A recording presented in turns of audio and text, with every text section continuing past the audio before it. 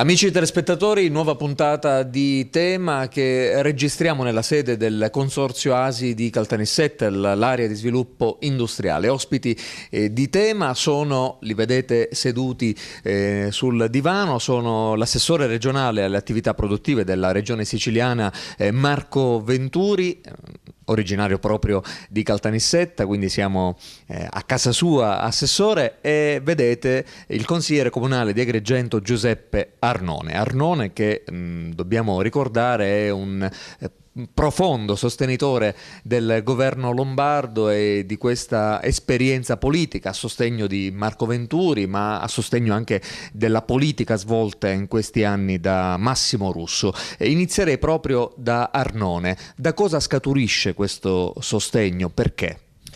Perché da siciliano per la prima volta posso tranquillamente litigare in Italia con i miei amici dicendo che sono orgoglioso degli uomini che compongono questo governo, delle leggi e dei provvedimenti che questo governo ha fatto approvare. Questo, l'ho detto con un posterbus, è il migliore dei governi dall'epoca di Federico II ad oggi. Io condivido perfettamente, e le voglio leggere, le parole di Pina Maisano Grassi, la vedova di Libero Grassi, una donna da sempre impegnata nell'antimafia in Sicilia, soprattutto dopo l'omicidio del marito. Pina Grassi dice: io dico, Lombardo non ha un passato adamantino, ma ora guida una giunta di persone per bene, con assessori come Massimo Russo, Caterina Chinnici, Marco Venturi, Giosuè Marino. È il migliore dei governi oggi possibili ed è la realtà quella che ha descritto una persona autorevole e soprattutto intellettualmente e moralmente libera come Pina Maisano Grassi. Io ho letto in questi giorni questo libro bellissimo che consiglio perché appunto fa rinascere e rafforza l'orgoglio di essere siciliani. Non necessariamente noi siciliani dobbiamo essere in coda alle altre regioni o alle altre parti d'Europa. Questo libro di uno dei più noti giornalisti economici del nostro paese, credo che adesso sia una delle penne importanti, Filippo Astone del Corriere della Sera, si intitola Senza padrini, resistere alle mafie fa guadagnare, prefazione di Andrea Camilleri. È un libro che racconta la grande e vincente avventura di Marco Venturi, Ivan Lobello, Montante, Giuseppe Catanzaro, che come me è agrigentino. Gli uomini, cioè, che da imprenditori di livello, da imprenditori con centinaia di dipendenti e con milioni di euro di fatturato, hanno fatto una scelta di grande civiltà per noi siciliani, schierandosi nettamente e con coraggio contro la mafia. E oggi questa squadra dei Montante, Venturi, Lobello, Catanzaro sono un elemento di grande innovazione, di importante innovazione all'interno del governo regionale.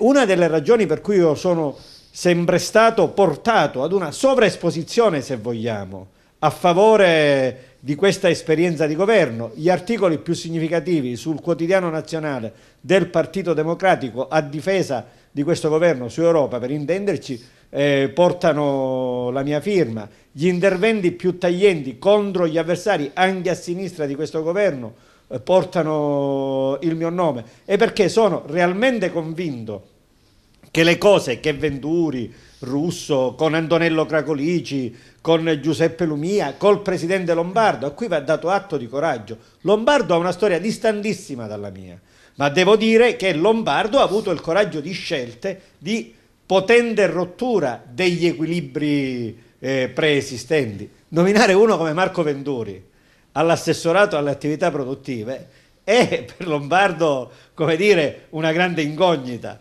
Come condizioni Marco Venturi? uno degli imprenditori più nobili, tra virgolette, del nostro paese. Che cosa gli dici? Ti assumo tua sorella se mi firmi questo provvedimento che serve a mio cugino? Cioè, come condizioni uno come Marco Venturi? È incondizionabile. E allora mi pare che dopo questa premessa sì, infatti, traendo spunto dalle parole di Arnone, le chiedo come nasce questo suo impegno nella politica attiva, cosa l'ha spinta a dire sì al Lombardo, come nasce questo vostro rapporto intanto?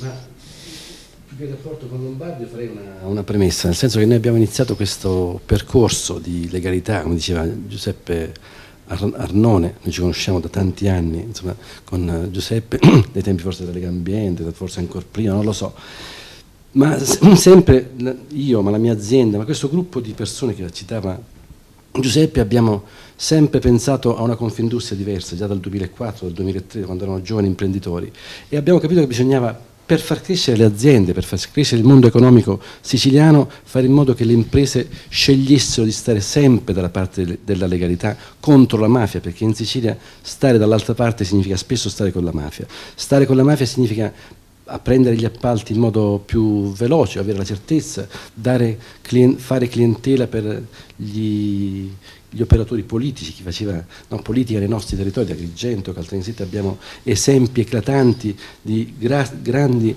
uomini politici che hanno sprecato denari e risorse, fatto crescere un mondo imprenditoriale che non è stato capace di confrontarsi con le realtà, diciamo, nazionali e internazionali. Una scelta che nasce dalla lotta al racket e al pizzo, ma non si ferma solo lì, perché andiamo oltre, chiedendo chiarezza nei rapporti di lavoro fra dipendenti e datori di lavoro, contro il lavoro nero. Diciamo che le aziende si devono confrontare con il mercato. Riusciamo a Caltanissetta a sconvolgere gli asset di Confindustria, portando l'esperienza a livello regionale, mettendo in minoranza un gruppo di potere che era governato dall'ingegnere Di Vincenzo e che in Sicilia aveva ramificazioni altrove. Lobello chiede scusa nella famosa assemblea del biondo alla vedova Grassi, perché Libero Grassi era stato messo in minoranza da Confindustria a Palermo e lasciato solo, ed è un fatto drammatico che noi abbiamo ripreso e ridenunziato e abbiamo chiesto scusa, perché oggi non si può demandare la lotta alla mafia solo alle istituzioni. Era un paravento quello di dire facciamo venire carri armati in Sicilia o militarizziamo la Sicilia per combattere la mafia. La lotta alla mafia è una lotta quotidiana dove ognuno di noi si deve assumere le responsabilità. Quotidianamente bisogna sempre sapere da che parte stare, per la legalità o per l'illegalità. 2 anni e mezzo fa mi è stato chiesto di fare la scelta. Io, diciamo, ero presidente regionale di Confindustria nel gruppo che aveva presidente regionale Ivan Lobello, che aveva montante vicepresidente regionale con Giuseppe Catanzaro, questo gruppo, insomma, che è stato innovativo per la Sicilia, che ha portato un modello che da Caltanissetta, dalla Sicilia, è stato esportato al nord. Apro e chiudo una parentesi, ma noi abbiamo avuto difficoltà a far inserire negli statuti di Asso Lombarda, di Asso Piemonte, quella frase che è stata per noi un inizio di un movimento che qualcuno ha definito copernicano, quello di dire buttiamo fuori chi non denunzia i fenomeni di racket e di pizzo, chi alimenta le tangenti o chi sta con l'illegalità. Cosa ha prodotto questa vostra presa di posizione? Asso Lombarda ha avuto difficoltà a metterlo dentro, ed è strano, ma perché i grossi gruppi economici venivano in Sicilia negli anni e trattavano con il boss del paese piuttosto che con le istituzioni. Oggi le grandi imprese devono capire che quando vengono in Sicilia prima di tutto si parla con le prefetture, con i questori, col territorio, e si collabora con le forze dell'ordine. Non sono degli avversari, è una lotta culturale, se vogliamo, ma anche quella di pagare le tasse è una lotta culturale dove tutti dovremmo spenderci forse di più. Tornando 2 anni e mezzo fa, sono entrato in questo governo perché secondo me bisogna metterci la faccia. C'è chi ha lavorato come Giuseppe tanti anni in politica, e la faccia bisogna mettersi. Io non dico sporcarsi le mani, perché meglio non sporcarsi le mani, rimanere sempre con le mani pulite, no? Nel senso, bisogna però metterci la faccia e cercare con piccoli passi cercare di ottenere dei grandi cambiamenti. Noi abbiamo come assessorato alle attività produttive oggi prodotto e abbiamo ottenuto un grande successo importante, che è la legge regionale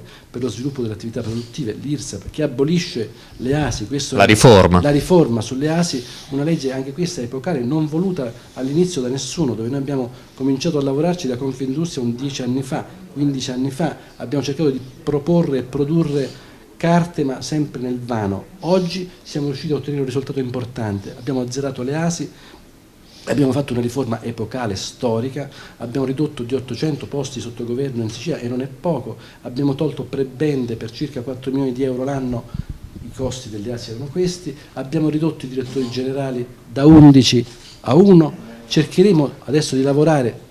2 date importanti sono: venerdì verrà pubblicata la legge sulla Gazzetta Ufficiale, dalla settimana entrante nomineremo i commissari liquidatori e pensiamo di portare una ventata di novità anche nei vari territori come Agrigento, Trapani o altri, i commissari liquidatori avranno una data prestabilita in 6 mesi, dovranno attivare le procedure e si porterà avanti il lavoro per far nascere questo istituto che dovrà servire per portare nuovi imprenditori, nuove aziende nei nostri territori.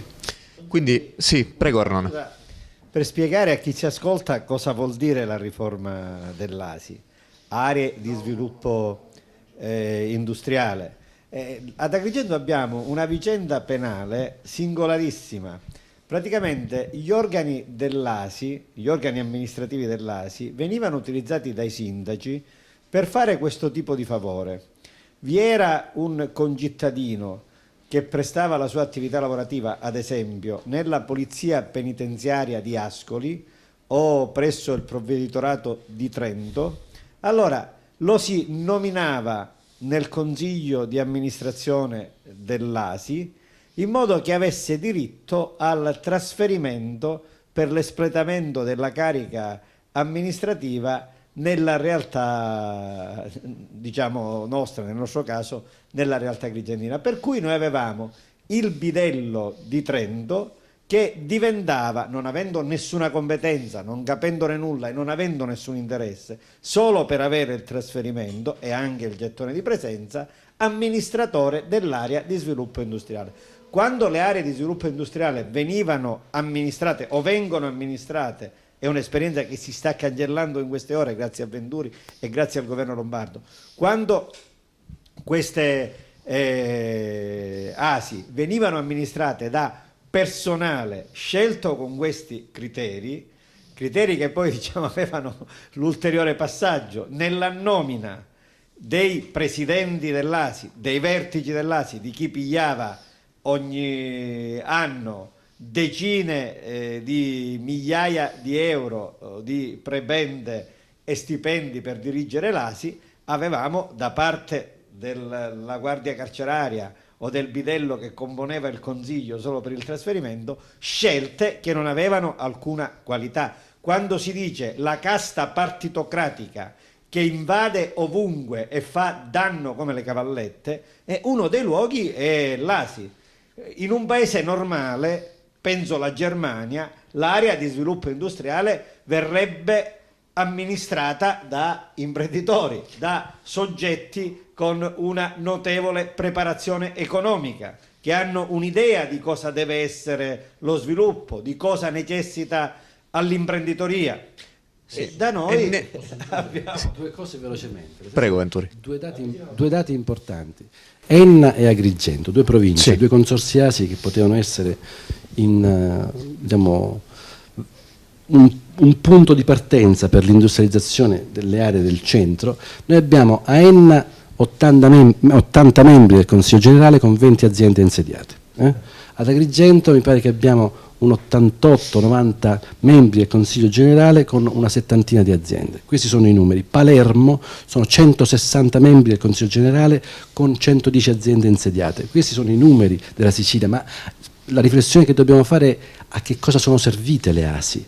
Hanno prodotto 100 milioni di euro di debito e sono servite solamente a costruire cattedrali nel deserto, perché il business era sempre quello di far crescere l'edilizia. L'edilizia spesso era legata a fenomeni mafiosi e clientelari, legati a cosche mafiose, quindi l'unico business in Sicilia era la costruzione edile.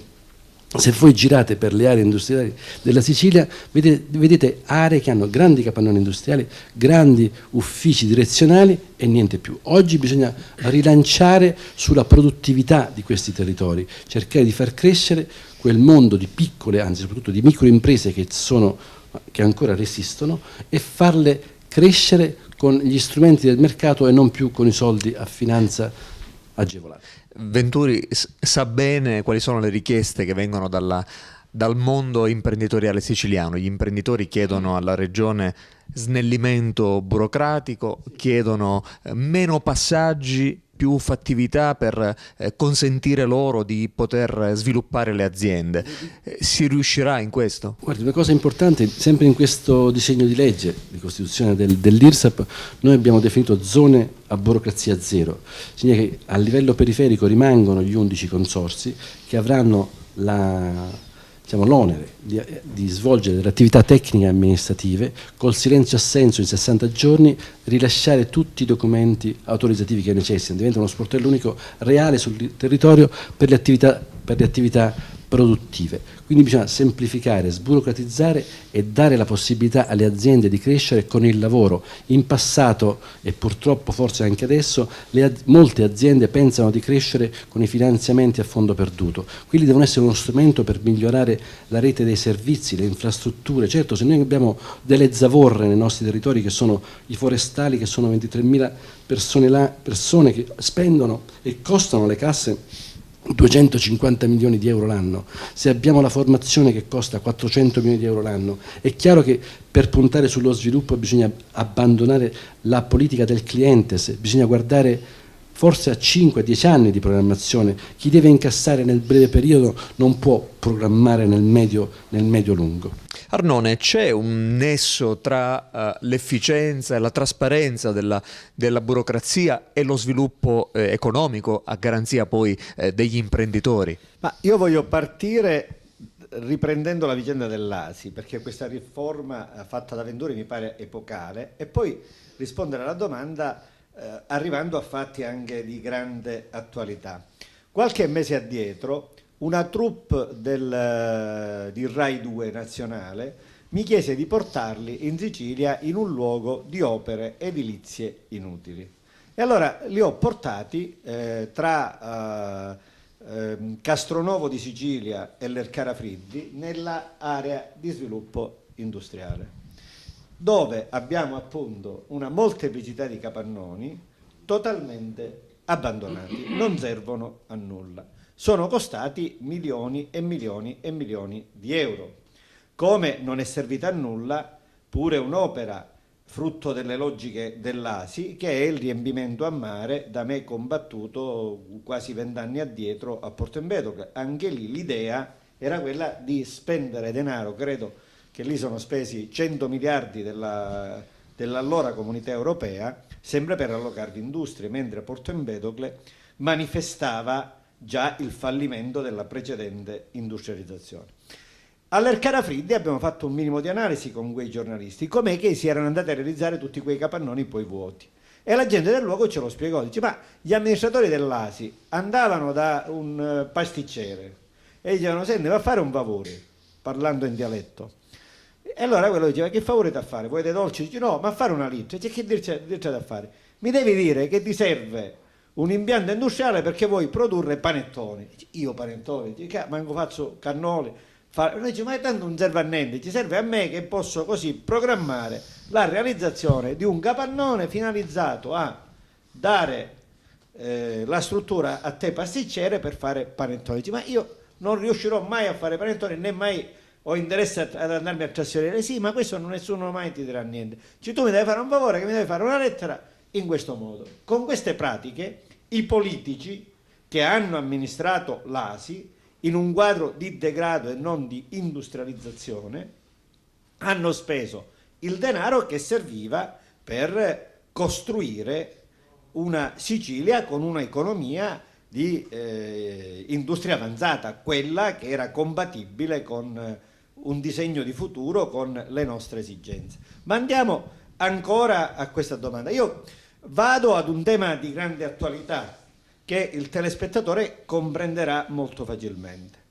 e che mi interessa sviluppare parecchio anche nella mia veste di candidato sindaco alle prossime elezioni di Agrigento, che vuole, in coerenza con Confindustria, che ritengo non da oggi essere il soggetto sociale più avanzato della regione siciliana, anni luce più avanzato rispetto ai sindacati e ai partiti, voglio portare avanti un progetto di rilancio turistico della città di Agrigento. Io sono, e me ne vanto, uno dei padri, forse diciamo il maggiore, del nuovo piano regolatore della città di Agrigento.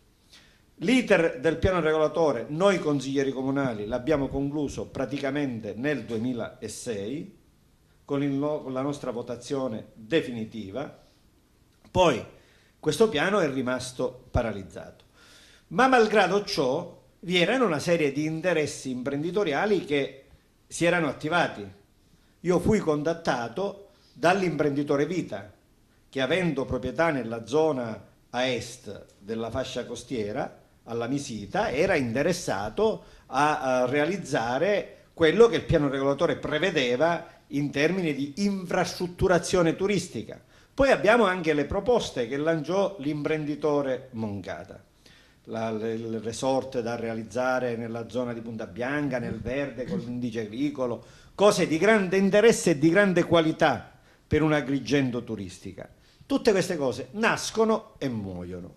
Oggi le vicende giudiziarie esplose all'ufficio urbanistica del comune ti spiegano perché questi imprenditori sono scappati via, non hanno portato avanti nessuna delle idee che il piano regolatore consentiva e che avrebbe consentito in questi 5 anni di dare innanzitutto sfogo ad un'economia dell'edilizia per realizzare gli alberghi e quindi ad una economia turistica. È chiaro che se all'ufficio urbanistica del comune si doveva entrare con l'assegno in bocca o con la busta con le tangenti in mano, l'imprenditore scappa, e lo comprendo. Uno di questi imprenditori Vita è probabilmente ancora interessato a fare imprenditoria, ma certamente è uscito da una serie di vicende giudiziarie, non è minimamente interessato ad andarsi ad infilare in questioni che possono poi provocare danni. Per cui dice, vabbè,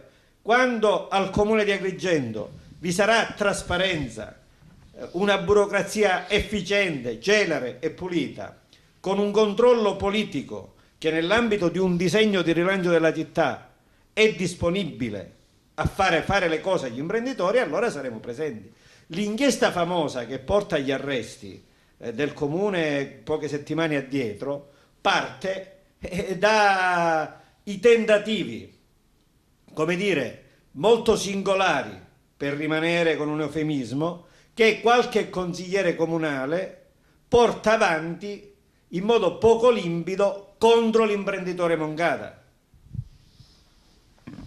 Quei comportamenti assolutamente bizzarri e singolari, per rimanere sempre ad eufemismi, hanno talmente allertato le autorità competenti che sono stati messi sotto controllo i telefoni di quei soggetti che sul progetto di Moncada tenevano comportamenti, come dire, poco comprensibili, per rimanere sempre ad eufemismi. E ancora oggi, se noi vediamo quelle persone che erano state intercettate e di cui la polizia scrive tutto quello che viene scritto di negativo senza possibilità di smentita, perché se io non ho redditi, non svolgo un'attività lavorativa e in compenso ho le Mercedes, le moto di grossissima cilindrata, svolgo un tenore di vita elevatissimo, poi la polizia mi scrive che sono un soggetto ad altissimo rischio di malaffare, anzi non toglie pure l'altissimo rischio alla polizia,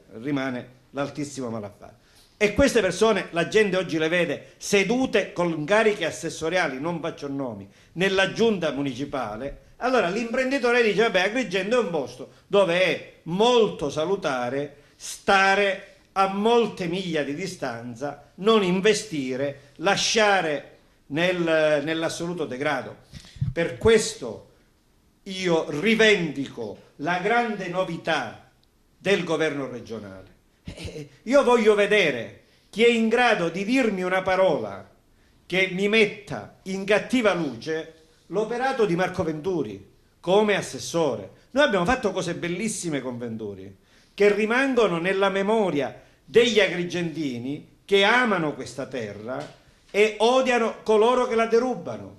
Io sono quello che è andato a trovare Venturi al momento dell'insediamento della Camera di Commercio di Agrigento, del Consiglio di amministrazione, con la lettera sul quel rinnovato componente che era appena stato condannato per essersi rubato oltre 20.000 euro della Camera di Commercio.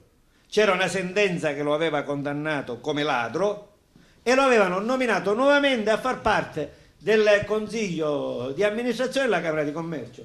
Quando io ho parlato con Venturi davanti a tutti spiegandogli la cosa, Venturi, come qualsiasi persona per bene siciliana, è saltata su tutte le furie, non solo contro quel signore che è stato invitato a lasciare la riunione, ma poi, ma questo lo dirà Venturi, contro chi aveva, omettendo i controlli, permesso che quella mattina quel signore tentasse di insediarsi ladro per sentenza di un tribunale in danno della Camera di Commercio. Questa è la novità. Venturi non solo ha cacciato il signore, ma poi, importantissimo per la terra di Sicilia, ed è la ragione per cui io sono orgoglioso di questo governo regionale, ha mandato via la dirigenza interna, persone fisiche con cariche importantissime dentro l'assessorato, che avevano consentito che avvenisse quel misfatto. Andrea, allora, dall'assessore Venturi, Arnone ha posto una serie di questioni, però direi che alla base c'è una questione culturale siciliana che va comunque modificata, va rivista.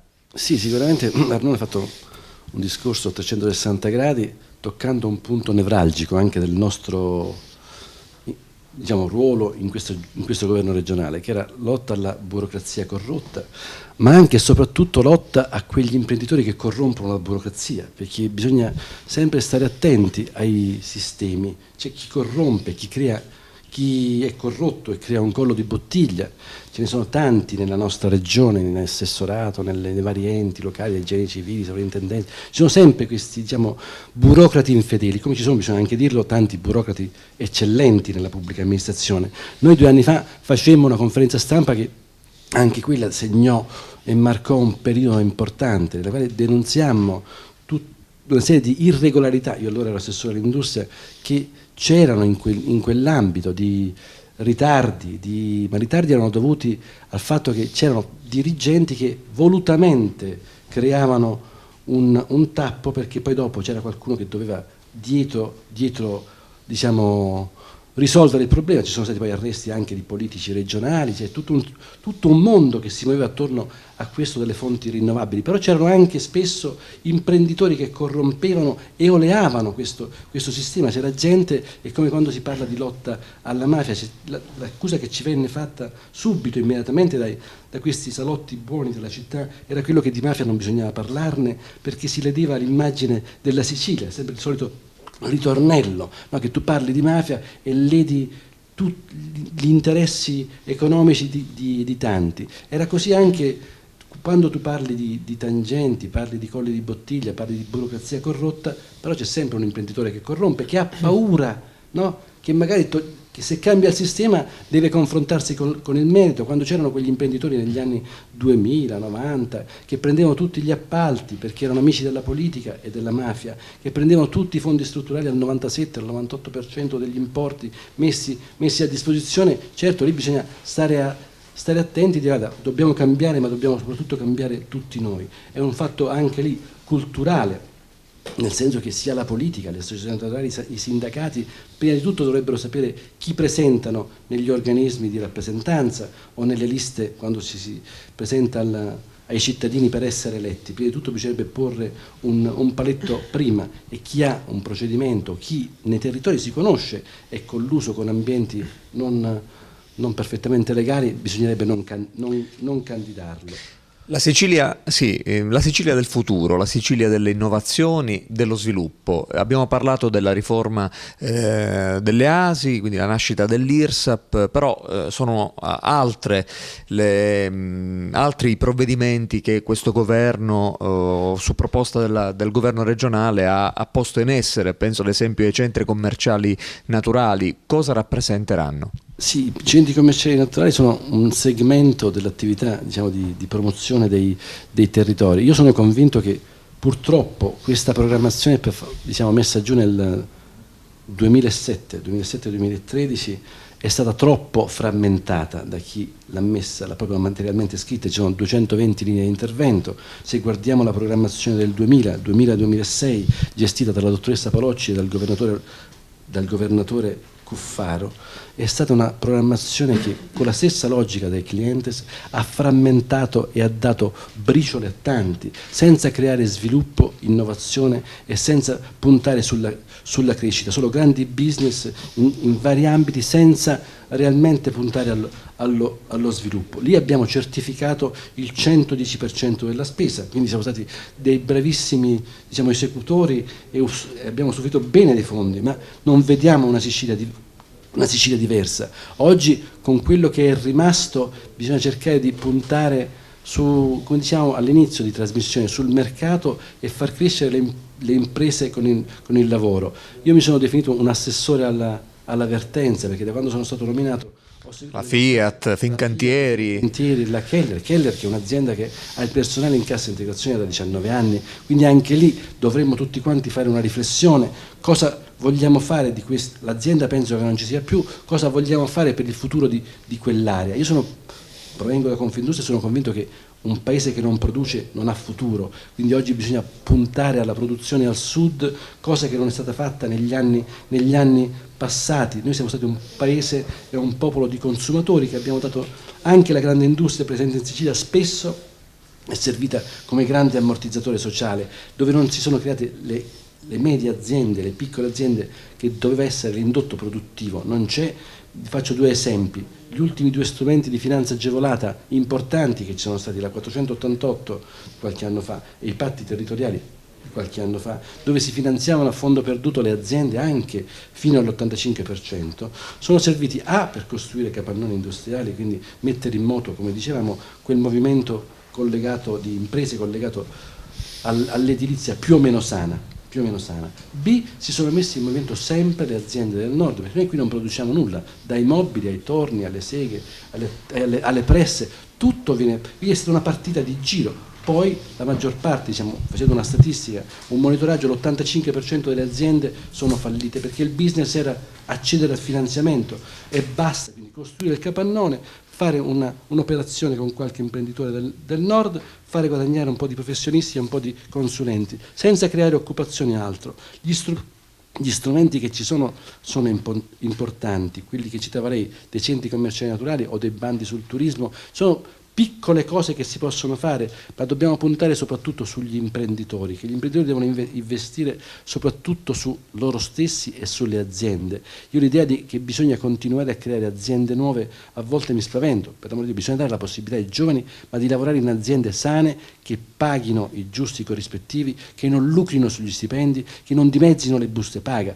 Bisogna fare in modo che i giovani facciano esperienza nelle aziende sane e poi dopo, se il mercato sarà a premiare le nuove idee. Ma oggi noi abbiamo delle anomalie siciliane. La regione siciliana è l'azienda più grossa che c'è, fra tutti gli amminicoli partecipate e non partecipate, arriviamo a 140.000 dipendenti più o meno, tra forestali, formazione, sanità e altro. Tra l'altro la Corte dei Conti in una recente relazione ha bastonato la regione. Queste politiche del passato con le società in-house, che è uno scandalo. La società moderna non può avere società in-house che si occupano di informatica piuttosto che di migliaia di altre cose. Se queste società sono nate nei tempi di Cuffaro, solo per accedere ai finanziamenti che arrivano dall'Europa, e non si è permesso all'imprenditoria sana di questa regione di potersi sviluppare nell'ambito informatico, nell'ambito dei trasporti, in tanti ambiti. Oggi bisogna invece cercare di liberare risorse dal pubblico verso il privato, che non significa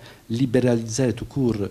Io non sono anche lì per la liberalizzazione totale, io penso che ci voglia una liberalizzazione ampia, chiara, fatta di regole, se no andiamo verso l'anarchia, o ci vuole una liberalizzazione che metta e faccia crescere le aziende con un mercato fatto di regole e non con un mercato dove i più furbi ne hanno sempre un vantaggio. Arnone, la buona volontà, i buoni propositi non sempre però poi riescono a trovare riscontro fattivo in quella che è poi la crescita concreta della Sicilia nel realizzare i progetti. Ma io credo che alcuni passi avanti essenziali li abbiamo fatti. Poc'anzi dicevo, io sono orgoglioso di questa nuova imprenditoria siciliana e lo sono alla luce della mia storia, di quello che ho vissuto e dell'idea che mi sono fatto di come funzionava il mondo imprenditoriale siciliano. Quando io ad Agrigento ho iniziato a rapportarmi col mondo imprenditoriale, il capo di Assoindustria, di Confindustria Agrigentina, era un distinto signore imputato per avere truccato l'appalto del depuratore del villaggio Peruzzo, e adesso il pentito di Gati ci dice che era abbastanza vicino al capomafia del suo paese. Non vi era da parte del mondo degli industriali neanche la decenza a non eleggere in quel momento un soggetto imputato da un tribunale per avere truccato una gara d'appalto, peraltro con un mare di elementi documentali di grande evidenza. Questo tipo di imprenditoria, che era l'imprenditoria dei famosi cavalieri del lavoro, cosa poneva in essere? La progettazione di interventi sul territorio, di investimenti totalmente inutili. La storia grandiosa nel male che io ho vissuto con la vicenda dell'acquedotto dell'Angipa credo che non ha eguali in Europa. È una vicenda che io ho denunziato da Presidente della Lega Ambiente a 29 anni facendo sequestrare i cantieri, ho concluso in Cassazione esordendo da cassazionista a 46 anni, ha attraversato la mia vita. Me ne sono occupato quando ero al Ministero dei Lavori Pubblici. Cosa viene fuori? Che si erano andati a spendere 400 miliardi di lire per andare a raccogliere un'acqua che non esisteva. Quando ero al Ministero dei Lavori Pubblici abbiamo scoperto che grazie a quel regime tangentizio posto in essere dalla mafia con il Rendo e i lodigiani e i politici corrotti, 400 miliardi di lire venivano spesi per un'opera devastante per l'ambiente, per il Parco dei Nembrodi, ma soprattutto quello che fa senso all'uomo comune, per andare a captare un'acqua che già il Ministero aveva destinato all'invaso di Lentini, al biviere di Lentini. Cioè si spendevano soldi non per realizzare cose per i siciliani, ma appunto, come diceva Venturi poc'anzi, per innestare circuiti economici nell'edilizia, non su un'idea di progetto del mondo. La novità importantissima di questa classe dirigente imprenditoriale che conta, perché voglio rimarcarlo, perché per me è un dato importante, i Venturi, i Mondante, i Catanzaro, i Lobello non sono piccoli imprenditori con 12 dipendenti, che già è una cosa positiva. Stiamo parlando di imprenditori con molte decine, molte centinaia di dipendenti e che hanno il coraggio di esprimere un'idea della Sicilia che è fortemente innovativa e che, se vogliamo, per certi versi è anche di grande rottura. Qui abbiamo, sempre nel bellissimo libro di Astone, l'idea che il nostro assessore Venturi ha sul ponte sullo Stretto di Messina, che è assolutamente coincidente con quella che abbiamo noi ambientalisti o noi politici che nutriti da una visione reale e moderna. Dice Venturi: il ponte sullo Stretto non serve alla Sicilia, quantomeno non serve alla Sicilia di oggi, aggiungo io, moderando le parole ancora più nette di Venturi. E lo dice a ragion veduta, perché alla Sicilia serve un serio investimento su acqua, ferrovie e telecomunicazioni. È priorità oggi per la vita dei siciliani, per il futuro dei siciliani, avere un sistema ferroviario e stradale efficiente o avere il ponte sullo Stretto di Messina, è più importante per il turismo della Sicilia avere il ponte sullo Stretto che diminuisce i famosi 10 minuti, se li diminuirà mai, o avere l'acqua per consentire al turista, come dire, di godere di una infrastruttura normale? Le autostrade informatiche le abbiamo in misura adeguata per un paese europeo, o tutto questo ci serve se vogliamo ragionare sul futuro? Ed ecco l'intelligenza dell'imprenditore di valore che oggi viene ad interpretare il ruolo del politico. Dice: un momento, le risorse sono limitate, dove occorre spenderle in modo prioritario? Per il ponte sullo Stretto o per le ferrovie che trasportano molte più persone? Per l'acqua, che è essenziale per qualsiasi cosa che vogliamo fare? Per la informatizzazione, appunto, in termini europei del nostro territorio? Allora, ecco la ragione per cui io ritengo che questo mondo imprenditoriale, che oggi è alleato della parte migliore della sinistra, del Partito Democratico, che ha come interlocutori privilegiati coloro che hanno fatto della visione della lotta contro la mafia e per la legalità la chiave di volta dello sviluppo corretto. Mi riferisco ai miei amici e compagni di partito, Beppe Lumia, Antonello Cracolici, Roberto De Benedictis, Pino Apprendi. Allora, questa imprenditoria moderna, che funge, come abbiamo visto, d'esempio all'intera Italia, che si muove all'unisono con Emma Marcegaglia e le novità più importanti che sul panorama imprenditoriale italiano vengono fuori, oggi trova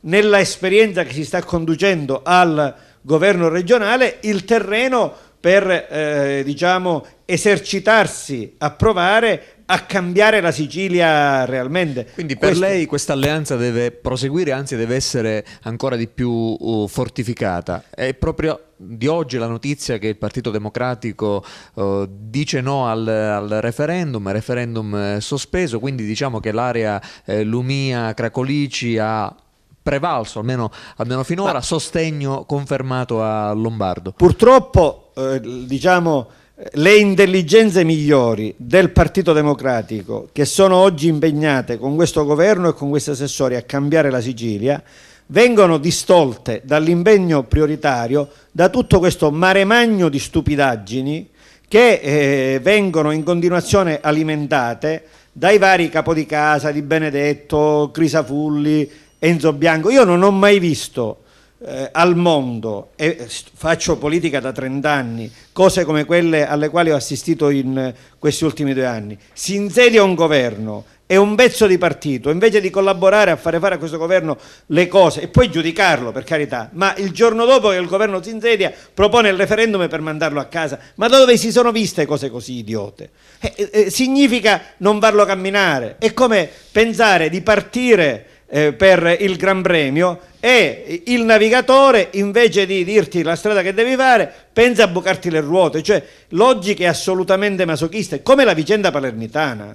Se vogliamo toccare, come possiamo pensare di costruire l'alleanza per il futuro della regione siciliana, puntando sul terzo polo, sulle forze moderate che oggi sono l'interlocutore privilegiato di me, uomo di sinistra. D'Alia dell'UDC sostiene che il terzo polo in Sicilia non esiste.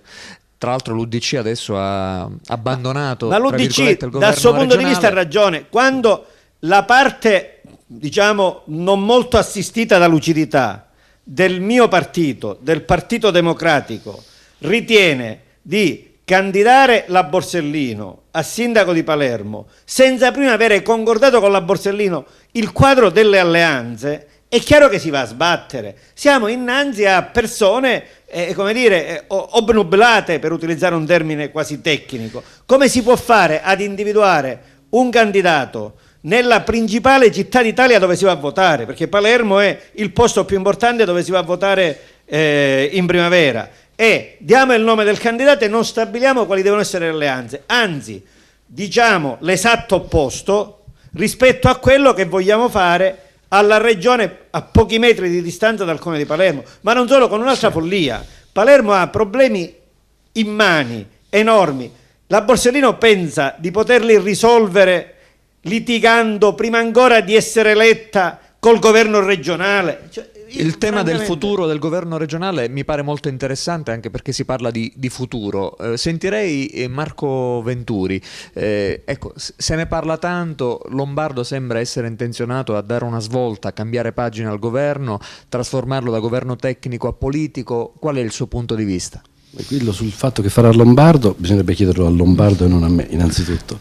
No, io volevo fare un passaggio indietro su quello che diceva Peppe Arnone sull'acqua, è vero, l'Ancipa e Lentini, ma c'è un'altra grande, diciamo, anomalia in Sicilia, sono il Furore e il San Giovanni in provincia di Agrigento, no? Abbiamo due dighe, una a Naro e l'altra sotto, no? Che si vede subito come sono stati gestiti i soldi anche lì. Ad Agrigento, Canicattì, Naro, manca l'acqua viene data ogni 15-20 giorni, no? E ora si parla fra acqua pubblica, acqua privata. Il problema è che l'acqua non arriva nelle case dei nostri concittadini agrigentini e anche nisseni, quindi un paese che guarda al futuro deve guardare alla razionalizzazione dell'acqua, dare l'acqua 24 ore al giorno, come si fa in tutto il mondo. Guardare al futuro significa non tanto, io dico, bisogna, sulle alleanze, su questo ha fatto lui un bel discorso. Io sono un tecnico prestato alla politica, è una parentesi, bisogna oggi cercare di mettere le forze migliori insieme per fare le riforme che servono alla regione. Cioè la politica può fare di più di voi tecnici dal suo punto di vista, perché il discorso è un po' questo, il tema è questo. Oggi sia a livello nazionale che a livello regionale c'è stato una forma di commissariamento della politica, però è giusto che la politica nei prossimi anni si riprenda lo spazio, che i partiti si riprendano lo spazio, mettendo le persone migliori a gestire i partiti. In democrazia i partiti devono esistere, se no andiamo verso altre forme di gestione dello Stato e del governo, forse un po' più autoritarie, quando si vuole semplificare troppo e ridurre troppo il numero dei parlamentari, e allora si deve fare un consiglio di amministrazione, mettiamoci 4 generali e abbiamo risolto il problema. Non funziona così, la democrazia è dialettica, è confronto, è anche scontro, però bisogna che i partiti si riprendano il ruolo e ci mettano le persone migliori a governare i processi, che la politica sia una politica con la P maiuscola, che gli imprenditori facciano gli imprenditori e siano imprenditori leali, onesti, e che i cittadini votino e abbiano la possibilità di votare non per un bisogno, ma perché si vota con chiarezza e trasparenza. Un paese evoluto vota liberamente, più i popoli si liberano, più la gente vota liberamente. Oggi al sud e in Sicilia dobbiamo fare in modo che il voto sia svincolato dalle clientele. I processi bisogna iniziarli oggi, perché abbiamo troppa gente che vive con 300 euro al mese e non si può vivere con 300 euro al mese. Sicuramente si fa e si svolge un lavoro in nero. Se a Canicattì ci sono 7.000 rumeni, la maggior parte lavora in nero, bisogna denunziarlo.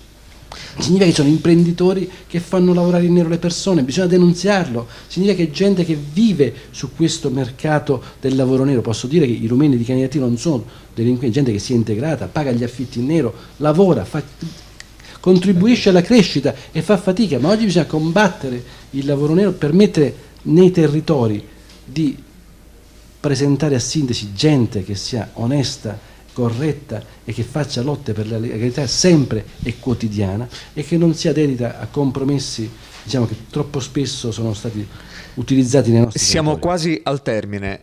Arnone, ecco, volevo aggiungere una battuta sì, sul discorso del tecnico e del politico, e voglio farla anche spezzando una lancia a favore del primo presidente Lombardo, quello che in un quadro politico, quello del governo appena eletto dal centrodestra, ritiene di imporre nel settore più delicato e di maggiore spesa e più infiltrato dalla mafia, la sanità, un tecnico che viene dalla magistratura.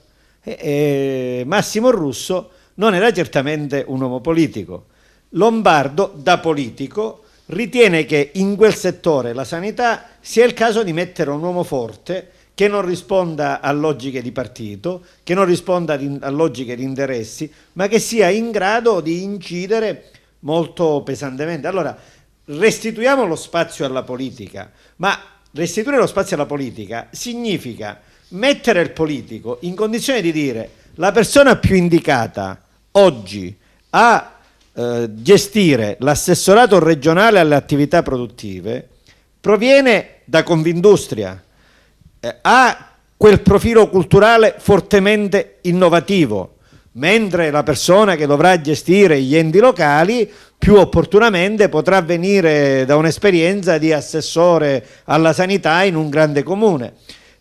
Ecco cosa vuol dire la responsabilità della politica. Non commissariamo la politica, ma diamo al politico la possibilità di avvalersi della persona che ritiene più adatta. Francamente, per l'incarico che in questo momento Venturi riveste, io non credo che in Sicilia vi possa essere persona più adatta, non solo per le sue capacità individuali, ma anche per il messaggio politico-culturale che dai, investendo in un settore chiave nell'interesse dell'imprenditoria e dello sviluppo economico, un protagonista delle migliori esperienze italiane del mondo imprenditoriale degli ultimi 20 anni. E questo l'elemento, diciamo, a mio modo di vedere, particolarmente significativo. Per ritornare una battuta anche alle vicende che più in questo momento mi stanno a cuore, io penso di lanciare, da sindaco di Agrigento e da politico in questo caso, se poi sui generis come posso essere io, un'amministrazione che deve vedere fortissimi elementi di discontinuità rispetto al passato, di rottura delle logiche di partito che ritengo deteriori. Ho annunciato che la prima metà della giunta che io presenterò al momento del voto sarà composta tutta da donne, tutta da professioniste che al comune di Agrigento non hanno mai amministrato e messo piede, perché ritengo che sia necessario da politico investire energie di quella qualità. Un nome l'ho già fatto, la dottoressa Schinelli, persona stimatissima, e in questo quadro io credo, e ho finito, che bisogna realizzare la sintesi tra la responsabilità del politico che fa le scelte e la valorizzazione di importanti energie che vengono anche dal mondo tecnico. Finisco proprio con una battuta che mi sta a cuore. Confindustria di Agrigento è una realtà importantissima. Io sono arrivato alle esperienze che interessa l'intera regione con la figura di Venturi attraverso la vicenda agrigentina del presidente Catanzaro. Io e Catanzaro siamo stati avversari in cause. Io ho vinto un'importante causa a Catanzaro, più di un lustro addietro, difendevo della gente che si lamentava, dei confinanti, però ho imparato poi ad apprezzare quello che era stato il mio avversario in quella vicenda, vedere il ruolo importantissimo che Giuseppe Catanzaro ha assunto nel rompere le dinamiche perverse dell'imprenditoria agrigentina. Catanzaro è il presidente di Confindustria che rischia, accanto a cui la migliore Agrigento e la migliore Sicilia si deve senza reticenze schierare, che rischia perché non solo ha rotto culturalmente con la mafia, non solo è uno che non paga le tangenti e denunzia, ma come presidente di Confindustria ha portato imprenditori di primissimo livello a non essere più subalterni delle logiche deteriori. Mi riferisco a imprenditori di primissimo livello come i Campione, e ha portato questi imprenditori a denunziare i mafiosi, a denunziare i politici corrotti, a costituirsi parte civile nei processi contro questi soggetti. Catanzaro è, e ho finito, il principale protagonista dell'Agrigento del futuro che vorrei vedere io. Grazie Arnone, concludo con Marco Venturi. L'auspicio per questo anno, siamo ancora all'inizio del 2012, cosa si augura? Ma l'anno sicuramente è iniziato bene, abbiamo iniziato con la pubblicazione della legge che verrà pubblicata venerdì prossimo, quindi avremo da lavorare affinché questa legge si riesca a attuare nel miglior modo possibile. Abbiamo delle vertenze ancora in essere e delle aree industriali da portare Fincantieri pare risolta, è stato trovato un accordo unitario. Un accordo unitario importante in Sicilia che è andato anche oltre gli accordi nazionali, siamo riusciti a non fare licenziare 140 persone, abbiamo l'area industriale di Termini Imerese che già lì c'è un accordo di programma sul rilancio, abbiamo una zona franca per la legalità dello sviluppo che comprende Caltanissetta e dei paesi della provincia di Agrigento ed Enna, sulla quale rilanciare sulle aree interne, considerare questo territorio, Agrigento, Enna, Caltanissetta, una macro area sulla quale sviluppare turismo, artigianato, industria, agricoltura e commercio. Sono 5 punti importanti di forza dei nostri territori. Bisogna finirla di guardarsi in cagnesco con i campanili, oggi bisogna guardare in termini di macro aree. Abbiamo 600.000 abitanti che vivono in queste 3 province, abbiamo circa 100.000 aziende che sono allocate, micro aziende che sono allocate in questi territori. Dobbiamo lavorare su questo tessuto che abbiamo per rendere liberi i cittadini e le donne che vivono da noi. Grazie all'assessore regionale alle attività produttive Marco Venturi, grazie al consigliere comunale Giuseppe Arnone, grazie ad Asi Caltanissetta che ci ha ospitato nei suoi locali e grazie a voi.